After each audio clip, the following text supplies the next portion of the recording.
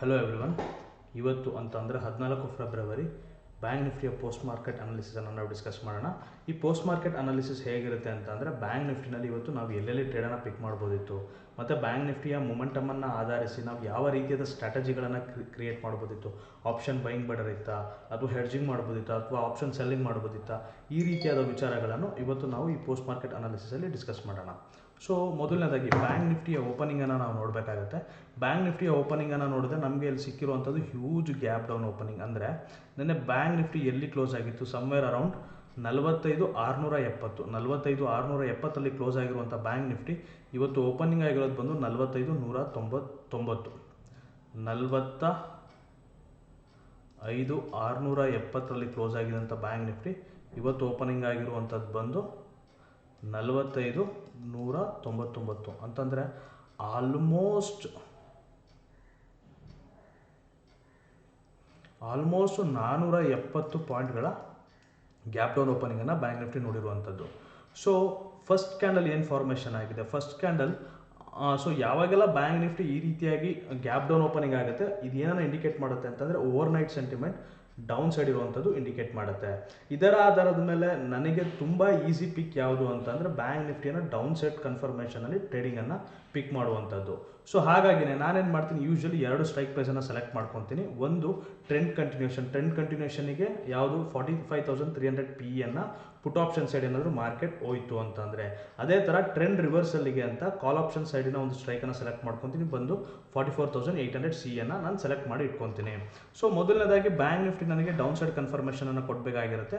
First thing ನಾನಿಲ್ಲಿ ಏನು ಮಾಡ್ತೀನಿ, ಸಿಗುವಂಥ ಡೇಟಾ ಏನಂತ ಅಂದರೆ, so Bank Nifty first candle ಬ್ರೇಕ್ಔಟನ್ನು ಮಾಡುತ್ತೆ, ಫಸ್ಟ್ ಕ್ಯಾಂಡಲ್ ಬ್ರೇಕ್ಡೌನನ್ನು ಮಾಡುತ್ತೆ. ಬ್ರೇಕ್ಡೌನಿನ ಆಧಾರದ ಮೇಲೆ 45,300 PE ಸಮ್ವೇರ್ ಅರೌಂಡ್ ನನಗೆ ಸಿಗುವಂಥ ಪ್ರೈಸ್ ಬಂದು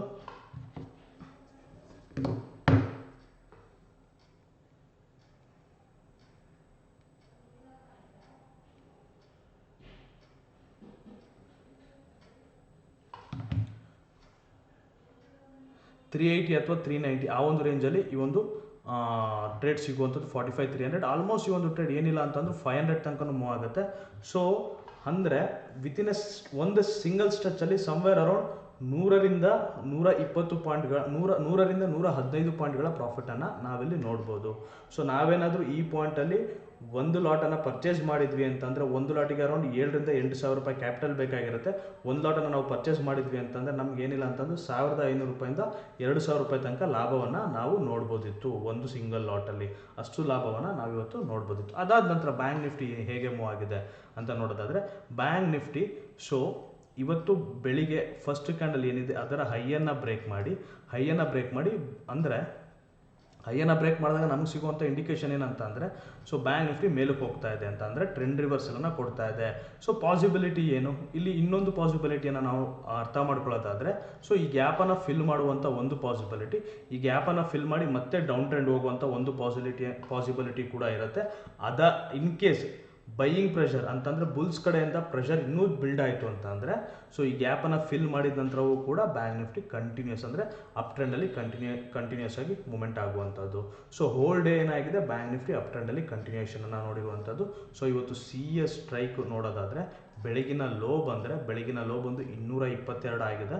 ಆದರೆ ಇವತ್ತಿನ ಹೈಯನ್ನು ನೋಡೋದಾದರೆ ಇದು 1,419. ಸೊ ಈ ಲೋಗು ಮತ್ತು ಹೈಗೂ ಕಂಪ್ಯಾರಿಸನ್ ಮಾಡಿದ್ರೆ ಸಮ್ವೇರ್ ಅರೌಂಡ್ ಏನಿಲ್ಲ ಅಂದರೂ 7ರಿಂದ 8 ಪಟ್ಟು ಗ್ರೋತ್ ಆಗಿರುವಂಥದ್ದು. ಸೊ ಅಷ್ಟು ಗ್ರೋತನ್ನು ಇವತ್ತು ಕೊಟ್ಟಿದೆ.